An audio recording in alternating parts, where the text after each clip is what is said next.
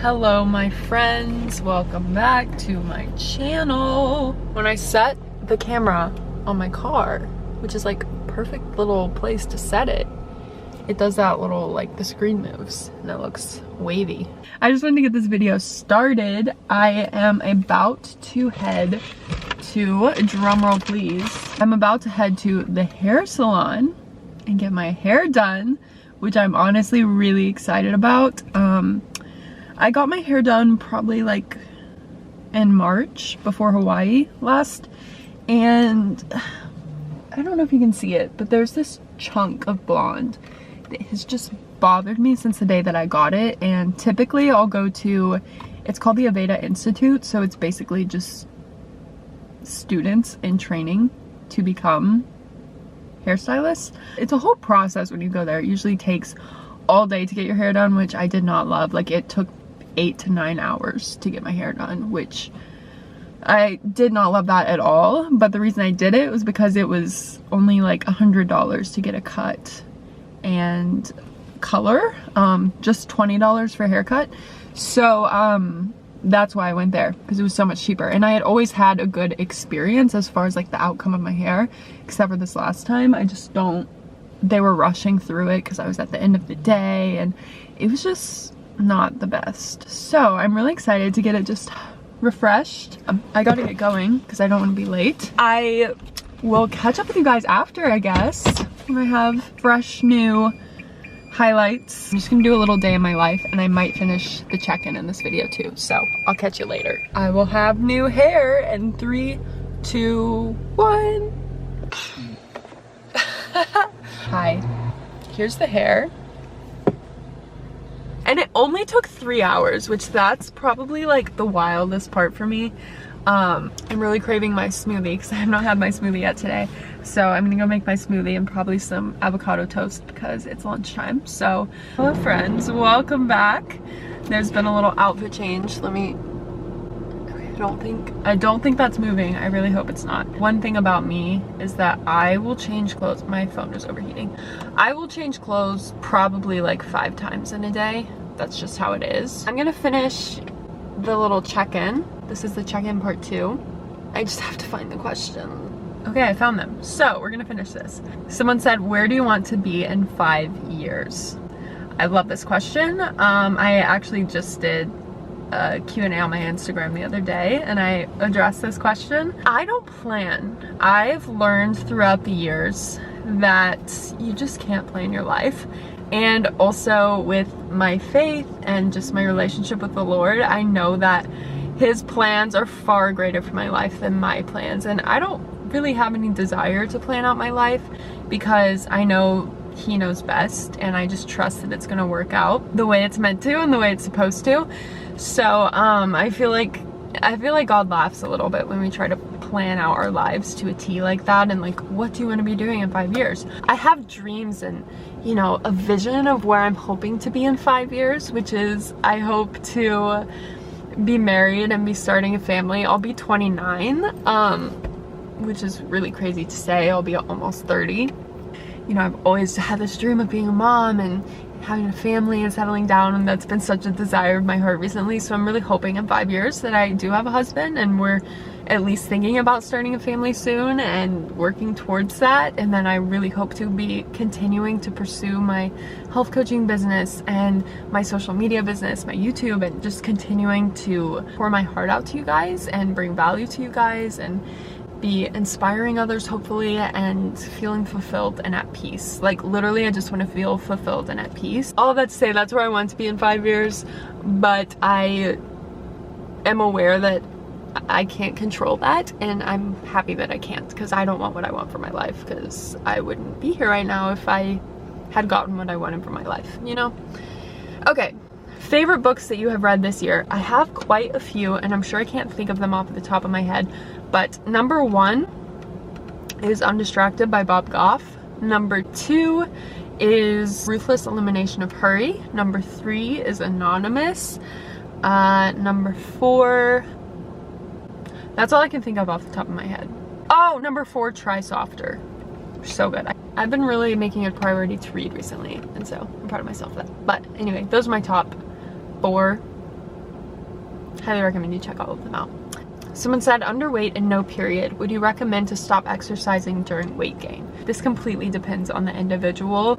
It is so hard to give just a broad yes or no answer to this question. And I know it's so hard. Like, I know we just want this, like, this is exactly what you should do. Yes, no, you know, these exact answers for our healing journeys. I know that's what we want, but we are so bio-individual as humans. What works for one person is not going to be what works for the next, and I don't really know enough about your story and your journey to really give you much guidance on that. But my biggest tip for you is to look to the root. So just dig back to the root of why you lost your period. Were you over exercising? Were you stressing out your body? Were you under fueling your body? If the answer is yes to those questions, did you have an obsessive relationship with exercise? Do you have an obsessive relationship with exercise? Does stopping exercise terrify you because you feel like your body is going to change? If your answer is yes to those questions, then it's a really beautiful idea to take a break from exercise.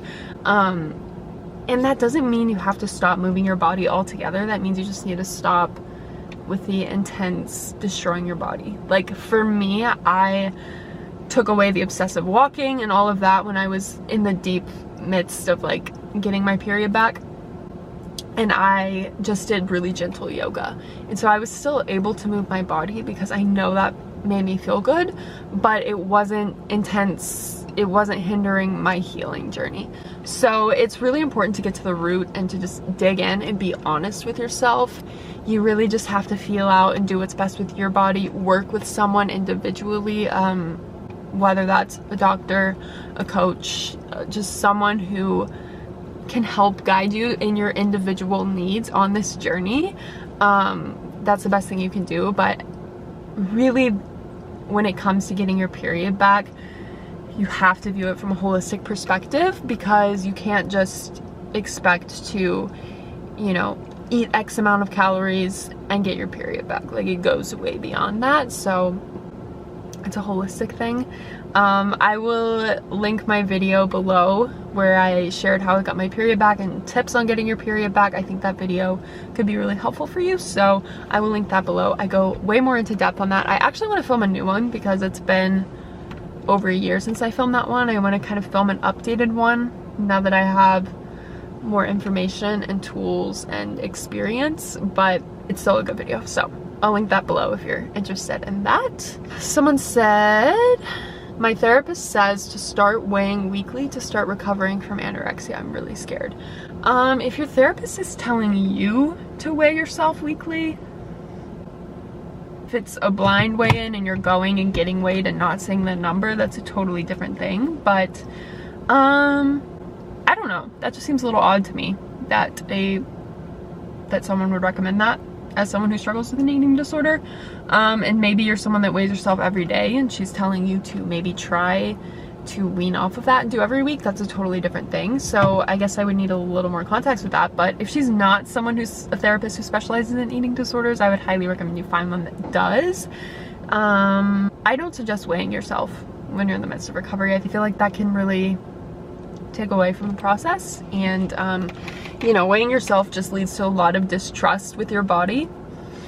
We just kind of dive into that deeper, and if it's something that triggers you really bad to see that number, don't do it. Like, why?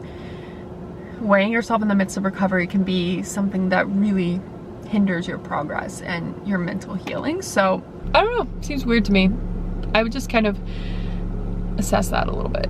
I'm now weight restored and I've been able to maintain this weight even though I hate my body presently, and it's so hard. I'm sending you so much love and compassion. And I also want you to know that you're not alone. Most people, when you're recovering from an eating disorder and they have to gain weight, most people do not love their body right away, or most people can't find compassion for their body right away. It feels super incredibly uncomfortable when you first gain weight and you first become weight restored. It can feel really uncomfortable at first, and it usually does for most people. You just have to get used to it. It's a process, and I want you to know, and I want you to constantly remind yourself that going back to your eating disorder is not gonna make you feel any better. It's just gonna make the process longer. So the sooner you can just dive into this and continue to stay, you know, give your body the nourishment that it needs and stay in a weight range that is healthy for you and just let go of that control, the sooner you can actually make peace with your healthy body. The goal of recovery is to find your healthy body and find peace with your healthy body. So you made it to that first step. Now you just have to make peace with your healthy body. So it's just a little part of the process. And it's gonna be uncomfortable for a little bit, but I encourage you to find clothes that feel comfy and really start working on the mental side of things, because like I say all the time, body image has nothing to do with your body and everything to do with your mind.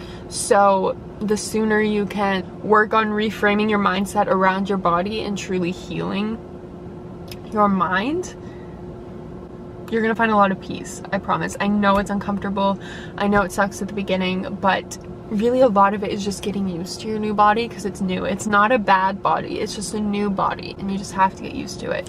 So I'm so proud of you for getting to a healthy place with your body. Now I encourage you to work on the mental side of things and work to heal your mind and to find just a peaceful, compassionate relationship with your body. If you haven't already, I would recommend that you check out my body image healing series.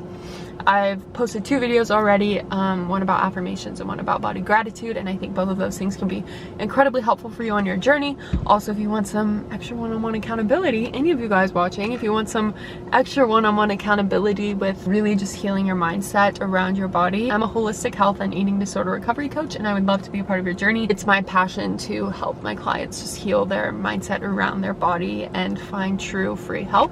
So if any of you guys are interested in that, link is below, you know the drill. That's actually the last one. So I hope you guys enjoyed this video, my little check-in part 2. Hope you guys are doing well. It looks like it's about to rain here, but we'll see. I hope you guys are having a beautiful day. Let me know if you have any video requests below. I love hearing from you guys, and yeah, any comments, concerns, video requests, drop them below. And that's about it. I love you guys very, very much. I'm sending you so much love. Go be kind to yourself. Go nourish yourself. Go get a snack. Go get a meal. Whatever you need. Yeah. I hope you guys have a beautiful rest of your day. See you in my next video. Do, do, do, do, do, do, do.